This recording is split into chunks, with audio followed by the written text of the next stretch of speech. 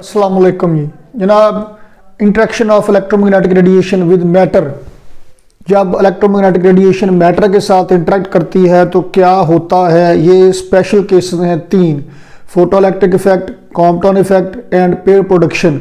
और इस सीरीज में हम आज डिस्कस करने वाले हैं Compton effect, named after mister Arthur Holi Compton, जिन्होंने ये इफेक्ट डिस्कवर किया और उसको एक्सप्लेन किया on the basis of quantum theory of light. तो अभी हम पहले देखेंगे कि ये मामला है क्या। इससे पहली वीडियो में हमने फोटोइलेक्ट्रिक इफेक्ट को डिस्कस किया हुआ है, वो आप इससे पीछे वीडियो में देख सकते हैं चैनल पे। उसमें इंफ्रारेड, विजिबल और अल्ट्रावायलेट रेडिएशन डिस्कस की गई हैं, तब होता है फोटोइलेक्ट्रिक इफेक्ट। आज हम जो डिस्कशन करने वाले हैं इसमें जो इलेक्ट्रोमैग्नेटिक रेडिएशन हमारे साथ होंगी ये है जनाब एक्सरेज। जब एक्सरेज पड़ती हैं मैटर पर, तो मैटर कौन से मैटर पे? जब एक्सरेज इलेक्ट्रॉन पे पड़ेंगी, किसी फ्री इलेक्ट्रॉन पे एक्सरेज पड़ेंगी। लो जी मोअज़्ज़ज़ ख़ातिनो हज़रात, एक्सरेज तशरीफ ला रहे हैं। लो जी ये एक्सरेज आ रही है, यहां पड़ा हुआ है जनाब एक इलेक्ट्रॉन बड़ी शराफत से और सुकून से। तो फिलहाल तो आप ये सुनिए कि यहां पे एक इलेक्ट्रॉन मौजूद है।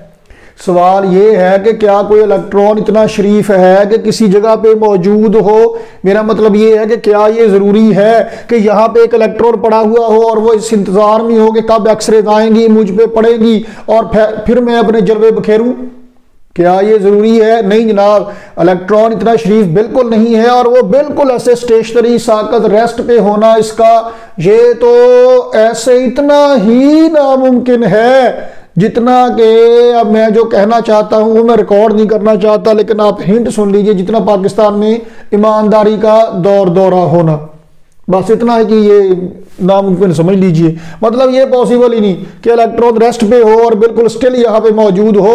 तो फिर हमारा जो फिनोमेनन जो हम डिस्कस करने जा रहे हैं ये तो कहता है कि जब एक्सरेज पड़ती है किसी इलेक्ट्रॉन पे और ये इलेक्ट्रॉन यहाँ पे मौजूद है, तो ये तो यहाँ पे मौजूद होने के चांसेस ही बहुत कम है, ये तो मूव करता हुआ होगा। हमें चाहिए एक स्टेशनरी इलेक्ट्रॉन जिसपे एक्सरेज पड़ सके, तो वो कहां से आएगा? फ्री इलेक्ट्रॉन तो आपको ऐसे करके मिलेगा नहीं। तो हम क्या करते हैं, हम कोई ऐसा इलेक्ट्रॉन ढूंढते हैं जो कि किसी एटम का हिस्सा हो, वो एटम यहां पे मौजूद हो, तो उसी बहाने इलेक्ट्रॉन भी यहां पे मौजूद होगा, लेकिन वो तो बाउंड होगा। तो अगर वो बाउंड है तो कुछ एनर्जी एब्जॉर्ब करेगा बाहर निकलने के लिए, और ये हमें कबूल नहीं है। कम से कम इस सिचुएशन में हम एनर्जी लूज नहीं करेंगे उसकी एब्जॉर्प्शन की चक्कर में। तो फिर तो हम कोई ऐसा इलेक्ट्रॉन ढूंढेंगे, ऐसी सिचुएशन ढूंढेंगे जिसमें इलेक्ट्रॉन होगा जनाब आली निग्लिजिबली स्मॉल एनर्जी से बाउंड, तकरीबन फ्री इलेक्ट्रॉन होगा। कुछ दोस्त होते हैं जो बिल्कुल आवारा होते हैं, हर वक्त फिरते रहते हैं, घर उनका कोई ना कोई होता है लेकिन वो अपने घर में इतने ज्यादा बाउंड नहीं होते और बहुत थोड़ा वक्त अपने घर में गुजारते हैं, तो वो रिलेटिवली ऑलमोस्ट फ्री होते हैं। उनको तो सिर्फ बंदा कहे कि यार उत्थे जाना, ये भी नहीं पूछते कितने जाना, कहते चलो चलिए। रस्ते जाके पूछते भाई आप जाके क्यों रहे हैं, क्यों रहे हैं, कई दफा वो भी नहीं पूछते। तो वो वेरी लूजली बाउंड होते हैं, वैसा ही इलेक्ट्रॉन ये है, तो वेरी लूजली बाउंड। तो जब ये कहा जाता है कॉम्पटन इफेक्ट में कि यहाँ पे इलेक्ट्रॉन मौजूद है जिसपे एक्सरेज आगे पड़ेंगी, तो ये कंफ्यूज नहीं होना कि ये इलेक्ट्रॉन कहाँ से आ गया जो स्टेशनरी है। ये असल में किसी एटम का हिस्सा ही है, लेकिन इतना लूजली बाउंड है कि निग्लिजिबली स्मॉल एनर्जी चाहिए इसको बाहर निकलने के लिए, जो कि हम काउंट नहीं करेंगे, जो ऑब्जर्वेबल ही नहीं होगी। तो जनाब ये इस तरह से ये इलेक्ट्रॉन यहाँ पे मौजूद है, ये वो एक्सेस है जिस एक्सेस पे एक्सरेज मूव कर रहे हैं।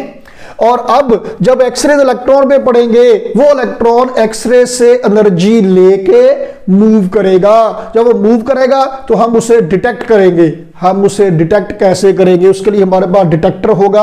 अब ये डिटेक्ट पता नहीं वैसे तो कहां पे होगा, लेकिन हमारे पास जो डिटेक्टर है उसे हम यहां से यहां पे ऐसे करके मूव करवाएंगे, यहां पे यहां पे यहां पे यहां पे, किसी भी जगह पे वो डिटेक्ट हो सकता है।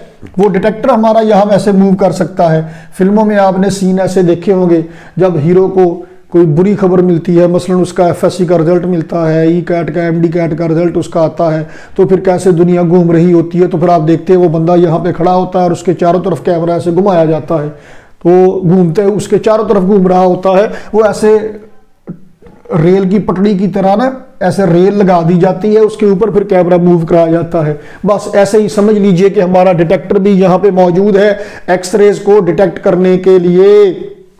जनाब आली होगा ये कि यहाँ पे जब इंपिंज होंगे एक्सरेज तो इलेक्ट्रॉन उनकी एनर्जी का कुछ हिस्सा एब्जॉर्ब करेगा, सारी की सारी एनर्जी एब्जॉर्ब नहीं करेगा। क्यों? क्योंकि एक्सरेज भी हमारे पास डिटेक्ट होंगे कहीं ना कहीं, वो अभी हम देखते हैं। तो उसके बाद जनाब यहाँ से एक्सरेज चले जाते हैं जनाब आली, ऐसे करके यहाँ पे एक्सरेज डिटेक्ट होते हैं या ऑब्जर्व होते हैं, ये थीटा एंगल पे डेविएट हो जाते हैं अपने ओरिजिनल पाथ से, और इलेक्ट्रॉन यहां से जनाब आली मूव कर जाता है, इलेक्ट्रॉन मूव कर जाता है ऐसे, ये फाई एंगल पे जाता है। ये अभी हमारी डिस्कशन में यहाँ पे नहीं आना, हम जब डेरिवेशन करते हैं फार्मूले की जो भी आज हम डिस्कस करने वाले हैं, तो उस डेरिवेशन में ये इस्तेमाल होता है हमारे जिनके लिए ये लेक्चर रिकॉर्ड किया जा रहा है एफएससी वालों के लिए। आप लोगों के सिलेबस में ये चूंकि नहीं है डेरिवेशन, इसलिए हम भी नहीं करेंगे, बीएससी में जाकर डेरिवेशन होती है। तो जनाब आली थीटा एंगल पे डेविएट हो जाते हैं एक्सरेज, और वो आपको यहां पे मिलते हैं, यहां पे यहां पे यहां पे यहां पे मिल सकते हैं। अब ऑब्जर्वेशन, जनरल ऑब्जर्वेशन क्या है? ऑब्जर्वेशन ये है कि एक्सरेज जो आ रही हैं उनकी वेवलेंथ है लैम्डा, और जो स्कैटर्ड एक्सरेज है उनकी वेवलेंथ है जी लैम्डा प्राइम। ऑब्जर्वेशन ये है कि lambda prime is greater than lambda. Observed wavelength X rays की जो इस इलेक्ट्रॉन से टकरा के स्कैटर होके आ रहे हैं उनकी वेवलेंथ है लैम्डा प्राइम, ओरिजिनल वेवलेंथ थी लैम्डा, और lambda prime is greater than lambda. अब ये बात क्लासिकल फिजिक्स से हजम नहीं होती। क्लासिकल फिजिक्स तो ये कहती है ठीक है कि जब एक्सरेज इलेक्ट्रॉन पे पड़ते हैं तो ये इलेक्ट्रॉन एक्सरेज की एनर्जी का कुछ हिस्सा एब्जॉर्ब कर लेगा, चलो ठीक है कर लिया, तो बाकी के एक्सरेज आपको यहां पे मिल गए। तो क्लासिकल फिजिक्स कहती है कि एनर्जी का ताल्लुक है उसकी इंटेंसिटी के साथ। तो अगर इलेक्ट्रॉन ने एनर्जी एब्जॉर्ब की है, यहां पे कुछ एक्सरेज मिले हैं, तो उनकी एनर्जी इंसिडेंट एक्सरेज के मुकाबले में कम होनी चाहिए। लेकिन यहां पे एक्चुअली हो क्या रहा है कि इंटेंसिटी यानी ब्राइटनेस में कोई फर्क नहीं है, वेवलेंथ ज्यादा हो गई है स्कैटर्ड एक्सरेज की। आर्थर हॉली कॉम्पटन ने इस इफेक्ट को एक्सप्लेन किया on the basis of quantum theory of light कि इलेक्ट्रोमैग्नेटिक रेडिएशन बेसिकली वेव नहीं है बल्कि वो तो पार्टिकल है, और पार्टिकल का मतलब ये है कि it has discrete energy and momentum. तो जब उसकी एनर्जी और मोमेंटम डिस्क्रीट है तो फिर क्या होगा, वो स्टेप्स में एनर्जी एब्जॉर्ब करेगी या रिलीज करेगी। तो होगा क्या कि एक्सरे फोटोन आएगा, इलेक्ट्रॉन उस फोटोन की एनर्जी का कुछ हिस्सा एब्जॉर्ब करेगा और वो फोटोन यहां पे डिटेक्ट होगा। एनर्जी का ताल्लुक है फ्रीक्वेंसी के साथ, तो ऑब्जर्व्ड फोटोन की एनर्जी इंसिडेंट फोटोन की एनर्जी के मुकाबले में कम होगी, एनर्जी स्कैटर्ड फोटोन की एनर्जी कम होगी, फ्रीक्वेंसी कम होगी, वेवलेंथ ज्यादा हो जाएगी। चूंकि फोटोन तो ये एक था, एक ही डिटेक्ट हुआ, तो इंटेंसिटी में ब्राइटनेस में कोई भी फर्क नहीं पड़ेगा। लो जी एक्सप्लेन हो गया कि इलेक्ट्रॉन ने एक्सरे फोटोन की एनर्जी का कुछ हिस्सा एब्जॉर्ब किया, बाकी का स्कैटर हो गया जी। अब जो स्कैटर्ड फोटोन है उसकी वेवलेंथ ज्यादा है ओरिजिनल के मुकाबले में, मतलब फ्रीक्वेंसी कम है, मतलब एनर्जी कम है, कुछ एनर्जी वो लूज कर रहा है, इलेक्ट्रॉन वो एनर्जी एब्जॉर्ब करके इधर चला गया। Total energy, total momentum conserve रहेगा यहां पे।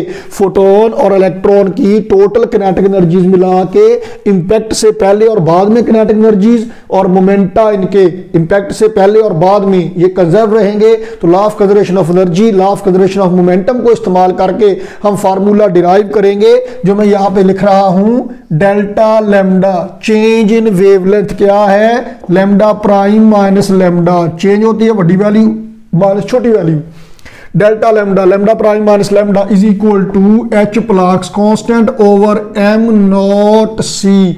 एम है जनाब इलेक्ट्रॉन का मैस, और ये एम नॉट लिखने का मतलब ये है कि रेस्ट मैस, रेस्ट हालत में मैस, क्योंकि जब वो मूव करता है तो खासी स्पीड से मूव करेगा। According to theory of relativity mass में तब्दीली आएगी जब ये ऑब्जेक्ट मूव करेगा, तो ये उसका रेस्ट हालत में मैस है। बहरहाल ये वही वैल्यू है जो आप हमेशा से पुट करते आए हैं, इलेक्ट्रॉन के मैस की 9.1 इंटू 10⁻31 kg, वही वैल्यू पुट करेंगे। सी स्पीड ऑफ लाइट है into 1 minus cos theta, theta वो एंगल है जिस एंगल पे एक्सरे स्कैटर हुए हैं। एक्सरेज का स्कैटर्ड एंगल थीटा है, इलेक्ट्रॉन का स्कैटर्ड एंगल फाई होगा। लो जी इस फार्मूले से आप मालूम करेंगे डेल्टा लैम्डा। जनाब आली ये डेल्टा लैम्डा क्या है, ये कहलाता है Compton shift, Compton shift in wavelength. इस डिस्कवरी पे कॉम्पटन साहब को नोबेल प्राइज मिला 1927 में, और इन द सेम ईयर वो पंजाब यूनिवर्सिटी लाहौर में थे जनाब उन दिनों जब वो पढ़ा रहे थे, तो हमारे पास भी वो रह के गए हैं, साढ़े को भी कुछ सियाना बंदा कदे कदे आ जाता है, तो ये अलग बात है कि हम इतनी कदर करते हैं उसकी कि वो बेचारा फिर चला जाता है। तो जी कॉम्पटन शिफ्ट, डेल्टा लैम्डा क्या है, Compton shift in wavelength, delta lambda. तो आप जरा एक बात यहां पे गौर से देखिए कि थीटा की वैल्यू अगर 0 है, cos 0 1 होगा, थीटा की वैल्यू जैसे जैसे ज्यादा होती जाएगी cos की वैल्यू कम होती जाएगी, ज्यादा होती जाएगी। cos थीटा अगर 0 है, cos 0 1 वैल्यू मैक्सिमम होगी, थीटा ज्यादा होता जाएगा, cos की वैल्यू कम होती जाएगी। तो जितनी वैल्यू कम होगी, माइनस होने वाली वैल्यू जितनी कम होगी, जवाब उतना ज्यादा आता जाएगा। Delta lambda change in wavelength उतनी ही ज्यादा होती चली जाएगी। तो हम कुछ स्पेशल केसेस इसके डिस्कस करते हैं। फर्ज कीजिए एंगल है 0 एंगल पे एक्सरेज आपको 0 एंगल पे अगर मिलते हैं, 0 एंगल पे अगर एक्सरेज मिलते हैं तो cos 0 कितना हो जाएगा 1। If theta is equal to 0 तो cos थीटा कितना होगा जनाब आली, cos 0 यानी कि 1। तो डेल्टा लैम्डा क्या होगा, h/m0c 1 - 1 0 हो जाएगा, सारी रकम 0 हो जाएगी। डेल्टा लैम्डा 0 मतलब नो चेंज इन वेवलेंथ। तो अगर एक्सरे 0 एंगल पे आपको मिलते हैं, सेम एक्सिस पे मिलते हैं, तो कोई चेंज नहीं आएगी वेवलेंथ में। और वेवलेंथ में चेंज ना आने का मतलब क्या है कि नो इंटरेक्शन। इसका मतलब है कि वो एक्सरेज किसी इलेक्ट्रॉन के साथ टकराई ही नहीं है, इंटरेक्शन ही नहीं हुआ है, इसलिए वेवलेंथ में चेंज नहीं आई है। अगर इंटरेक्शन होगा तो चेंज इन वेवलेंथ लाजमी आएगी, फिर तो जनाब पक्की बात है कि चेंज इन वेवलेंथ आनी ही आनी है। तो इसका मतलब है कि ये चांस ही नहीं है कि एक्सरे इलेक्ट्रॉन के साथ टकराएं और थोड़े बहुत स्कैटर ना हो, थोड़े बहुत चेंज ना आए वेवलेंथ में, ये पॉसिबल ही नहीं है। अगर इंटरेक्शन नहीं होगा तभी ये पॉसिबल है कि वेवलेंथ में चेंज नहीं आएगी। अच्छा, एक और सिचुएशन देखते हैं। अगर एक्सरेज यहां इलेक्ट्रॉन से टकरा के यहां पे आपको मिलती है 90 के एंगल पे, थीटा इज इक्वल टू 90, तो जनाब आली cos 90 होता है 0। तो delta lambda is equal to h/m0c 1 - 0। तो ये हो गया h/m0c 6.63 into 10⁻34 divided by 9.1 into 10⁻31 into c क्या है 3 इंटू 10⁸8। तो जनाब आली इसका मतलब ये है कि अब जो वैल्यू निकलेगी 2.43 इंटू 10⁻12 मीटर, यानी कि 2.43 पिकोमीटर वैल्यू निकलेगी। ये अब स्पेशल केस है, ये दुपट्टे वाली पिको नहीं है, पिको है 10⁻12 डेल्टा लैम्डा। तो ये जो चेंज इन वेवलेंथ है इसे कहते हैं कॉम्पटन वेवलेंथ। देखिए जनरली कोई भी जो चेंज इन वेवलेंथ है वो कहलाती है कॉम्पटन शिफ्ट इन वेवलेंथ। लेकिन अगर एक्सरेज मिलते हैं आपको 90 के एंगल पे स्कैटर होके, तब h/m0c की जो वैल्यू ये वैल्यू है ये वैल्यू कहलाती है कॉम्पटन वेवलेंथ। तो एक्चुअली ये बात याद रही, यहां से भी वाज़ेह है, Compton wavelength is not actually the value of wavelength. Actually ये क्या है, ये चेंज इन वेवलेंथ है जिसे कॉम्पटन वेवलेंथ कहते हैं। Change in wavelength Compton wavelength है 2.43 पिकोमीटर।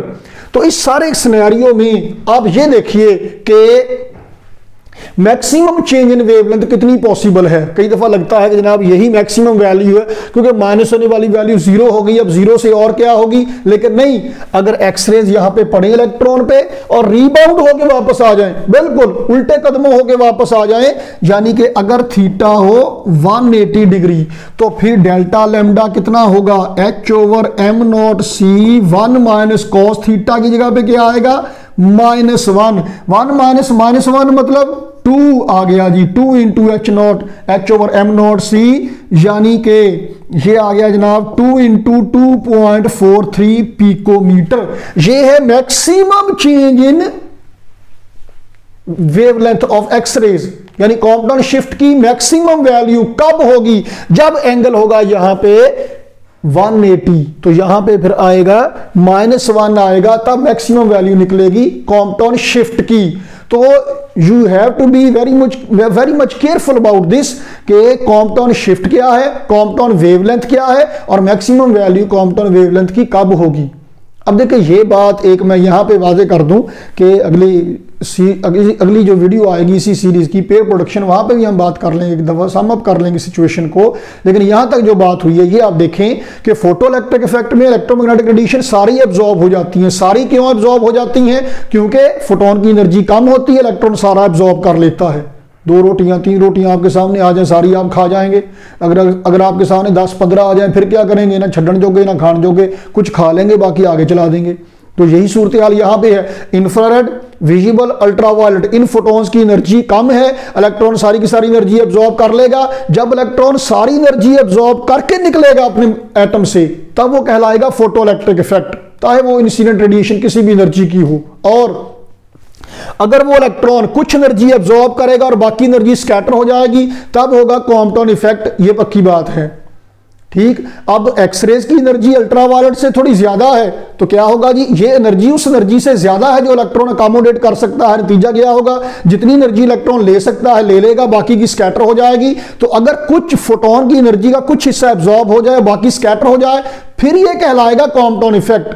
टेक्निकली कॉम्पटाउन इफेक्ट में जरूरी नहीं है कि एक्सरेज इस्तेमाल हो, अगरचे एक्सरेज ही इस्तेमाल होती हैं, लेकिन ये इसलिए नहीं है कि एक्सरेज इस्तेमाल होती हैं, ये इसलिए है कि कुछ एनर्जी एब्जॉर्ब हो जाती है और बाकी की एनर्जी स्कैटर हो जाती है।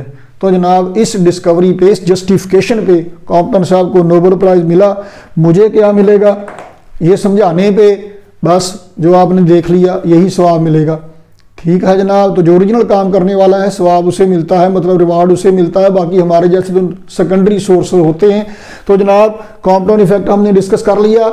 अगली वीडियो में डिस्कस किया जाएगा interaction of electromagnetic radiation series का तीसरा और आखिरी केस, जो कि होगा जी पेयर प्रोडक्शन। तो मिलते हैं अगली किस्त में, तब तक के लिए आप कुछ और करें, मैं कुछ और करता हूं। अल्लाह हाफिज।